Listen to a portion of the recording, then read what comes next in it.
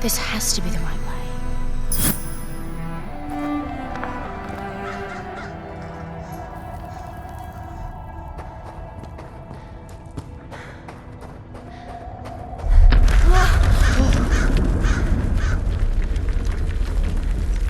Before we continue, let's stop a moment and take a look at some of the key features of this demo.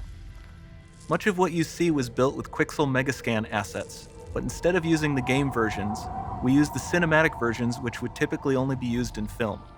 There are around 1 million triangles each, and thanks to virtual texturing, they all use 8K textures as well. Nanite can render an insane number of triangles very quickly. There are over 1 billion triangles of source geometry in each frame that Nanite crunches down losslessly to around 20 million drawn triangles. What does that many triangles look like? This isn't noise. These are the triangles, each a different color. Most are so small that they look like noise. Nanite achieves detail down to the pixel, which means triangles are often the size of pixels. This amount of geometric detail requires shadows to be pixel accurate as well, and Nanite can do that too. Speaking of lighting, all of the lighting in this demo is completely dynamic, with the power of Lumen that even includes multi-bounce global illumination. No light maps, no baking here. Without GI, all of that beautiful lighting is gone. With Lumen enabled, we can move the light and the bounce changes instantly. Okay, let's keep going.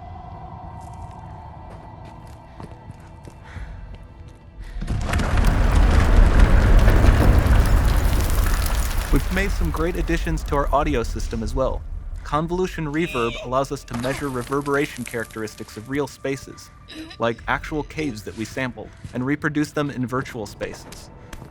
Sound field rendering allows us to record and play back spatialized audio.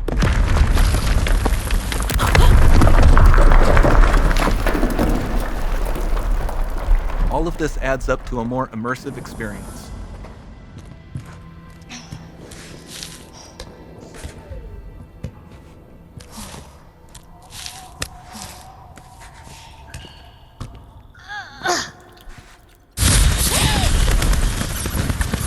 This swarm of bats was created with our Niagara effects system. Particles in Niagara can now talk to one another and understand their environment like never before.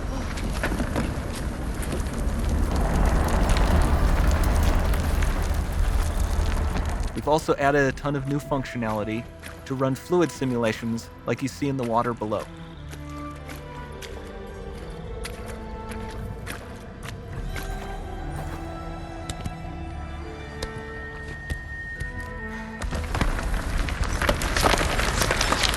The demo runs on our chaos physics system.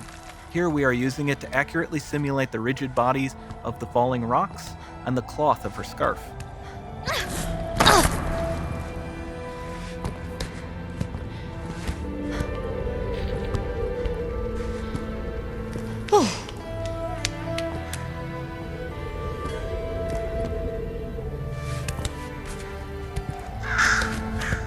Now that the environment is so complex, we've needed to greatly improve our animation systems to adapt.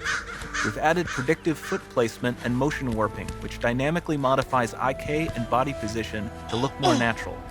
For the character to more realistically interact with the environment, we've added the ability to trigger seamless contextual animation events, like her hand on the door. Looks promising.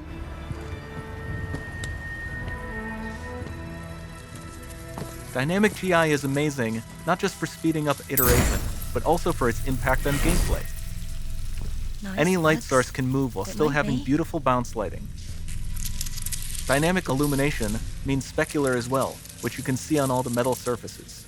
You can even see the Niagara-powered bugs reacting to the light. Lumen not only reacts to moving light sources, but also changes in geometry.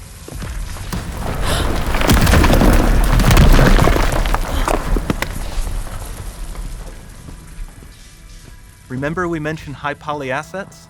This statue was imported directly from ZBrush and is more than 33 million triangles. No baking of normal maps, no authored LODs.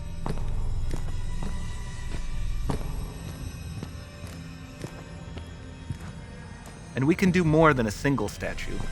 There are nearly 500 of that exact statue at the same detail level placed in this room for a total of over 16 billion triangles from statues alone.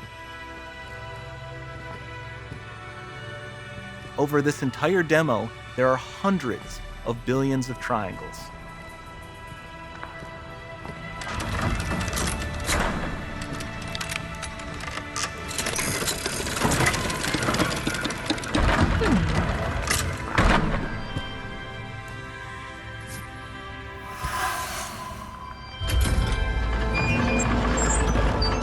So with Nanite, you have limitless geometry, and with Lumen, you have fully dynamic lighting and global illumination, all running on a PlayStation 5.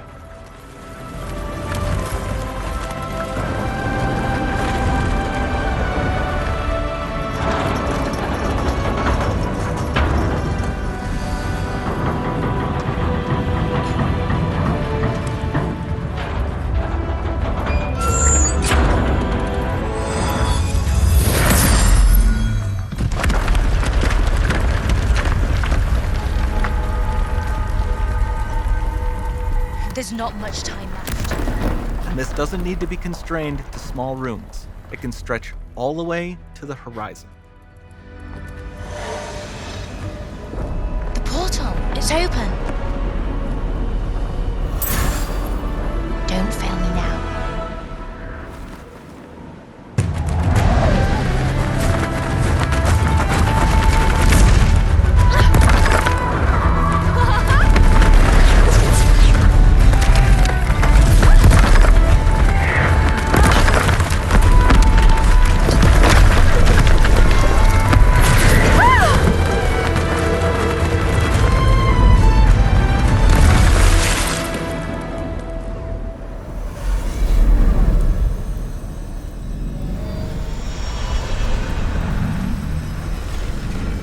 Time to see what's next.